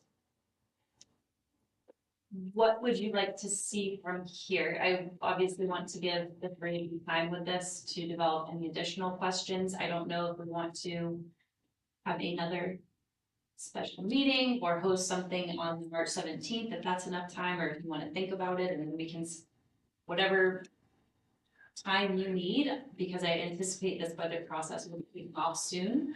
So I just want to make sure that the commission is prepared to. All he wants to do is add more money to this. Absolutely right.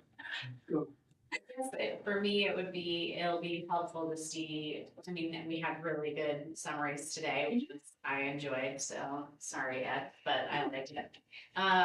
But once we have the paper, you know, the paragraph summaries, that will be helpful for us to go through, so, you know, depending on the timing of when we get that, and we end up just being the regular meeting. Do you foresee any major changes or getting closer to what you think is going to be the final budget by the March 17th deadline? So yes, I think there are a few outstanding, just final costs, just have taken a while to track down with a couple of departments, so small swings, and I can think of 2 or 3 departments. The March 17th meeting will be a grant discussion though, and that will prompt a few things. So at that meeting is probably really when we can submit that final draft to all of you. I was going to say, is that where we get the final draft and we can vote on it for submission to the budget committee, no matter what it is? We could do that. I mean, if it could be close, that would speed up the process. That's only, what, you know, a week and a half, 2 weeks away. Yep. And then we get us something to give directly to the budget committee whenever they get formulated. Yeah, and I think what I'll do is I'll take the notes that I prepared, I will send them out to department managers, make sure that they're comfortable with them for all of you, make sure that there's anything they want to remove or add, and then try to get it to you as soon as possible, Friday or Monday, so you can sit with it for a week, propose something Friday at our March 17th meeting. And I'm hoping by that time, we actually have a final update, and then we can engage with our our budget committee. Yeah, I mean, I don't foresee us really making any major changes. We'll look at it and say, okay, that makes sense, or that doesn't make sense. I still don't understand it, but I don't think that we're gonna go in there and say, oh, we think you need to keep money off.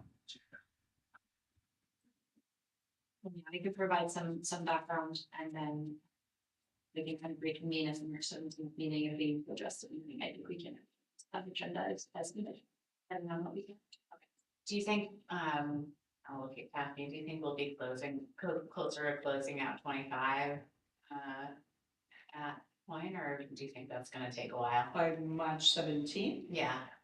Probably not. A week ago, I would have said yes, Yeah. but then there were quite a few things that have come up that still need attention, so I'm still hopeful. And something else that I'd just like to point out, the towns are very interested in what our draft budget is, because some of them are going Yeah. to their town votes in March. So I think there was a couple of things mentioned as far as adding money or needing to replenish, or I think it would be very hard for us to then start the budget process and say, okay, now we're going to increase and we're going to add positions, or we're going to replenish our reserves. I think if those are things that the commission want, because that really wasn't the direction going into this, that we need to make that change quickly. So that the towns can adjust however they're going forward to their groups. So I'm not putting you on the spot, but the direction to department managers was that this is a kind of a transition year. It's been a difficult year. We're just kind of, I don't want to say trying to get through, but really trying to get through, and 27 is really going to be our growth focus. If there are things that you feel need to be in or that you want to entertain, we really need to get them in there for the drafts that are going to be seen by others. Getting it in by the March 17th deadline be okay? Or would that be too late? 2 weeks away. And when is Washington's town vote is probably before that, isn't it? I think so. I think so, if I remember Yeah, correctly. and I forget, there are other towns voting. Kansas is right in the middle of they Yeah. just had the first budget, their second budget meeting is tomorrow. It's not on the agenda, but we can certainly add some discussion about direction we would like to see to the budget right now, if that would be helpful. Yes.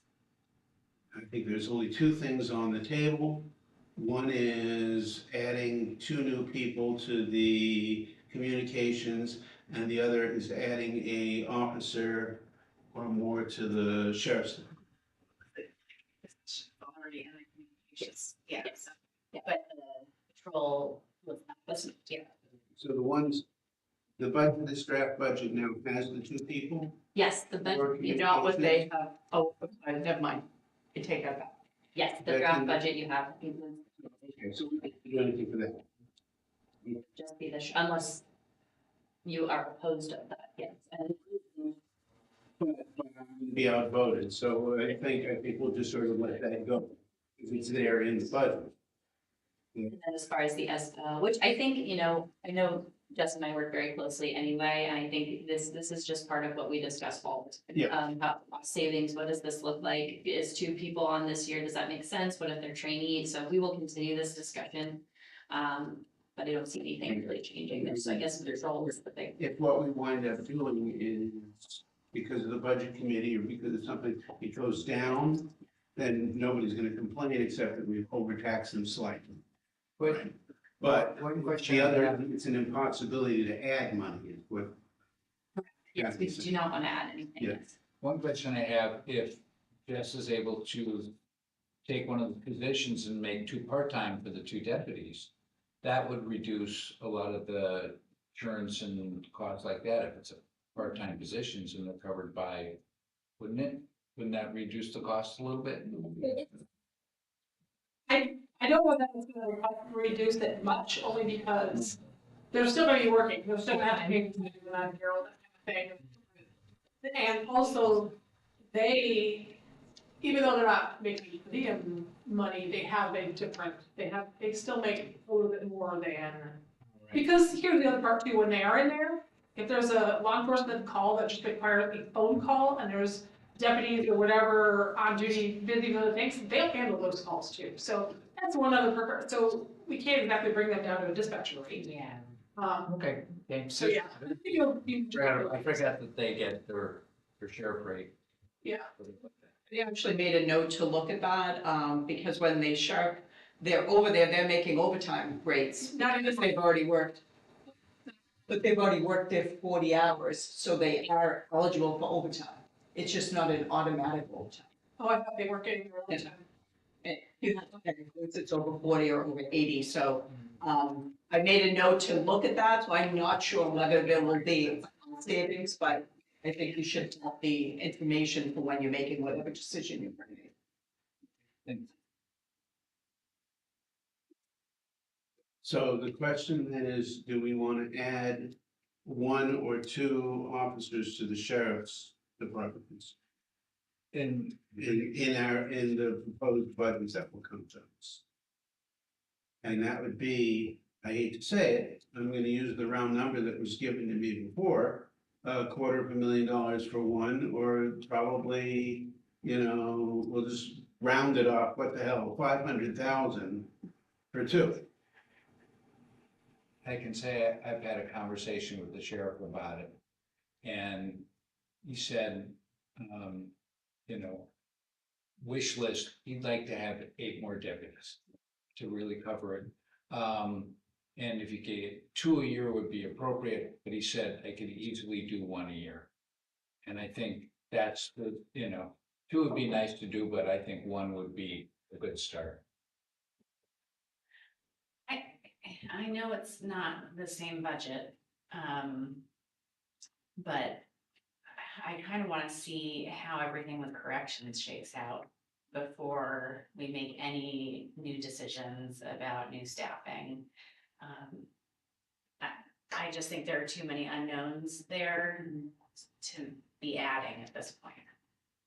Yeah, I also think fully in support of public safety and whatever the sheriff's office needs, but I do think, and the chief and I spoke about this earlier this morning, I think it would be great to bring the towns together and really figure out what it looks like for them so that we can better meet their needs. I think throwing in deputies is great, and I think definitely needed, but what would that look like, and are we even going to appease what the towns need? Are they even gonna feel that? So I'd like to have a conversation. I wish obviously we had done this last year, so we were more prepared, but it'd be good to hear from our towns.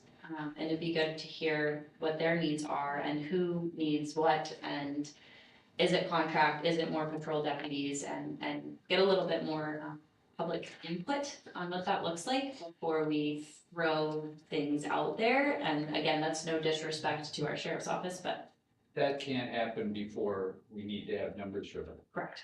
So I'd like to see, let's prepare the numbers so that we have an alternative to look at. Don't prepare the numbers. What do you think?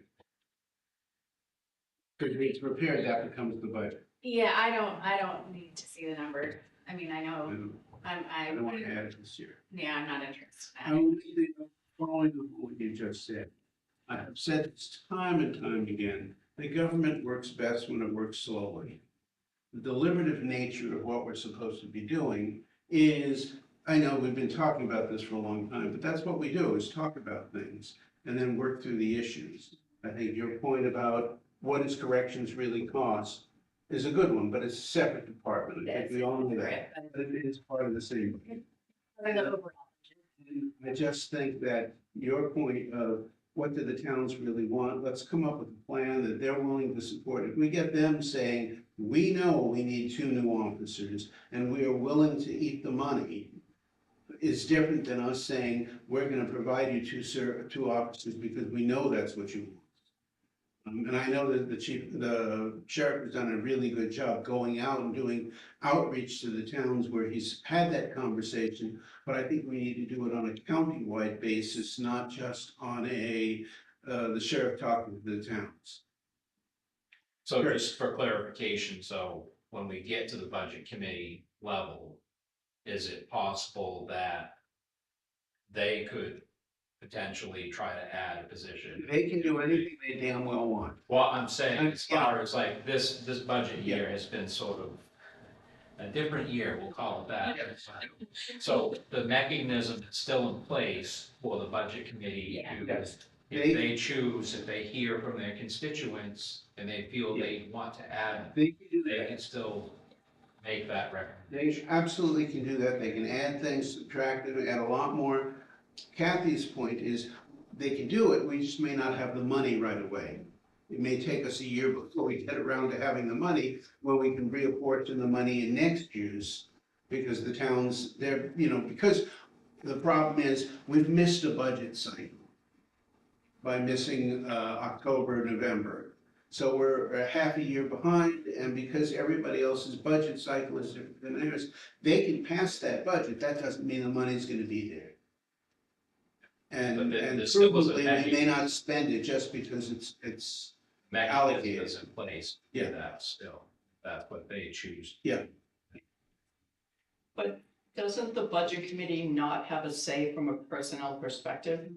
As far as that they can't dictate when we hire people, when we reduce people, that they could potentially say, let's add $200,000, Yeah. which indirectly may lead to Yes. something, but I don't know that, they can. we don't know exactly what authority they do have. They can add money to a particular line. They don't usually do that, they do that to the bottom line in a department. Either revenues or, that's how we've always done it. And they've been hesitant to say exactly what they want that money for. They will usually say, we want to cut this line or cut this much out of the budget because we want to save the taxpayers' dollars. And that'll be their sole discretion. But I think they have more power than that. I think they do have the power to say, we would like to see this budget line increased by 250,000. Now, they can't say you want to hire an extra 2 people, but they can make it known that they're gonna put that money in that line. So I think they have that authority, but they can't tell us what to do with it, or they can't tell, in this case, the county administrator or the sheriff what to do.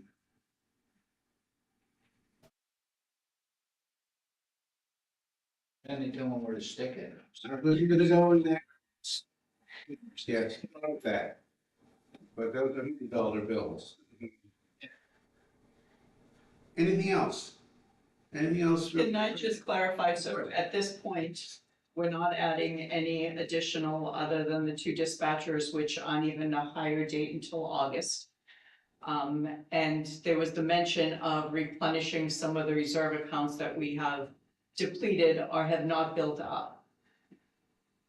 We're hopeful that that happens on its own. Isn't that how reserves are supposed to build up? They're just unspent money goes back into the general fund, which is why they're undesignated at that point. Yes and no, undesignated have, their own functions. And will use like sheriff vehicles, that the Right. money that goes into that account is because vehicles went to auction or they were sold. And then that money is used to help offset the vehicle capital. Or something may be sold and something may go into that account, but we haven't really been replenishing them unless we had a capital project that we budgeted one year and the project didn't happen. Then we'd move it into a reserve so that money was available to complete the project at a later time. That's really how we've been funding. Let me ask, we're way low on our undesignated. And the auditor, as I've dealt with this in Camden actually had more than their auditor recommended. So it actually came in nicely during COVID. What does the auditor recommend for us? 20%. And where are we right now? We're not gonna be there. Airport is, and that's why airport can utilize some of their undesignated to offset the budget this year. But the other funds, which is corrections, communication, and general fund, will not be there. And it won't even be close, correct? No.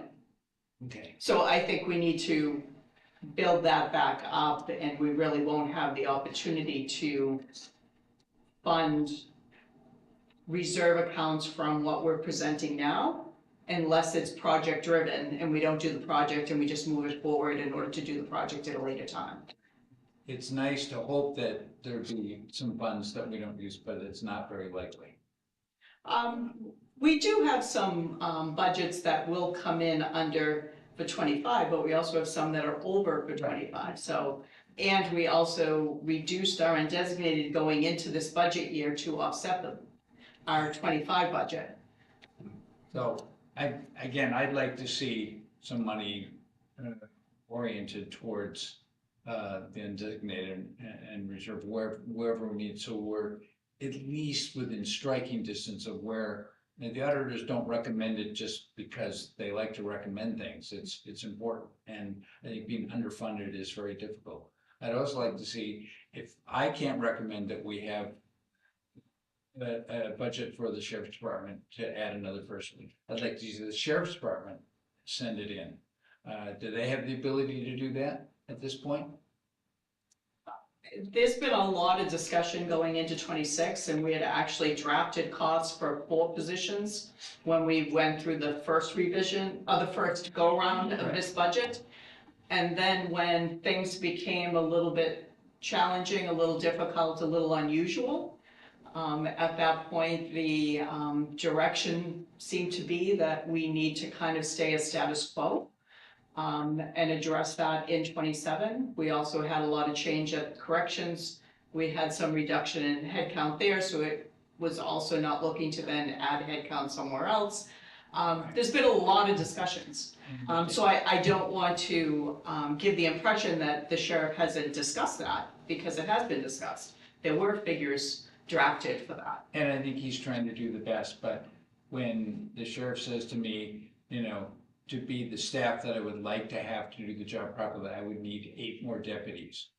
And 2 a year would be a great way to fund it. And I think to not even start with 1, which he said could work, I think is, you know, public safety. Again, I'm focused on public safety. It's where I come from. It's what I believe is most important. And I'm not gonna let this one go. I'll bring it up at the budget committee. I think it's important.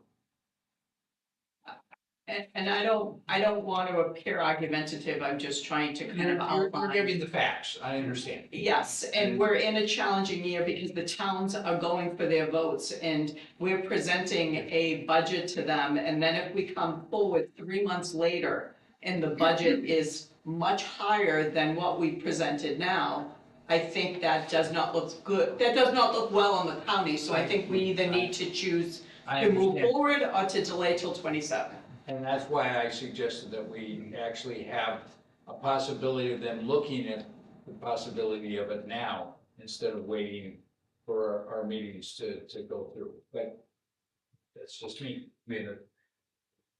We can have the discussion later at the budget committee, but this has been our goal for the past 3 years, that we've foregone asking for any positions. And last year, we foregone asking for any positions to allow other county departments to add positions. So we purposely did not ask for any positions last year to allow other county departments to add to their staff. So It makes this sense has been to ask for on more for the people past who couldn't fill the 3 years. positions you Tom? No, I didn't pull the sheet up, but I think on the sheriff line, their overtime went from like 80, overspent 80 for the last 4 years to 300 and something, and then this year, they allocated the proper amount that's been spent over years. If you add a person, how much does that reduce that overtime line to offset some of those costs?